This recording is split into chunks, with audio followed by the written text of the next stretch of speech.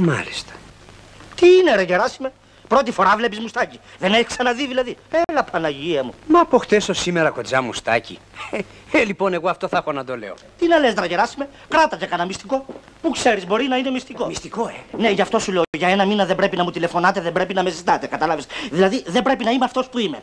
Όχι για λόγους δουλειάς. Έχω άλλους λόγους εγώ. Λόγους? Ναι. Τι λόγους δηλαδή? Έχω λόγους. Πολιτικούς ξέρω εγώ. Πολιτικούς? Ναι, πολιτικούς. Παρακρατικός? Όχι μωρέ. Καπα. Ορίστε.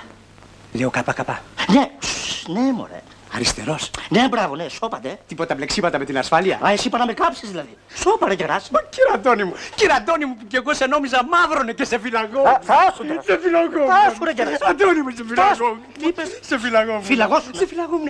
Λέω τώρα, γύρευε τι μπορεί να είναι ο Αντώνης. Ενώ εγώ, Πού να το ξέρω, πού να το ξέρω. Ενώ που το άμαθες. Κι εγώ. Κι εγώ.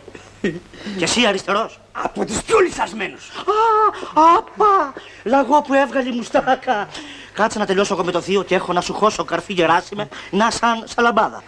Τι είπες κύριε Αντώνη μου? Όχι τίποτα λέω. Άντε να πας στο καλό και όπως είπαμε. Ναι. Δεν με ζητάς, δεν μου τηλεφωνάς. Ξέρω.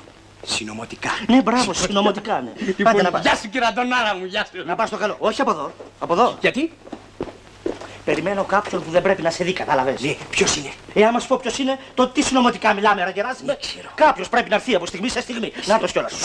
Ξέρω. Συνωμοτικά. Ναι, μωρέ, συνωμοτικά. Ναι, σου λέω, φύγε. Να.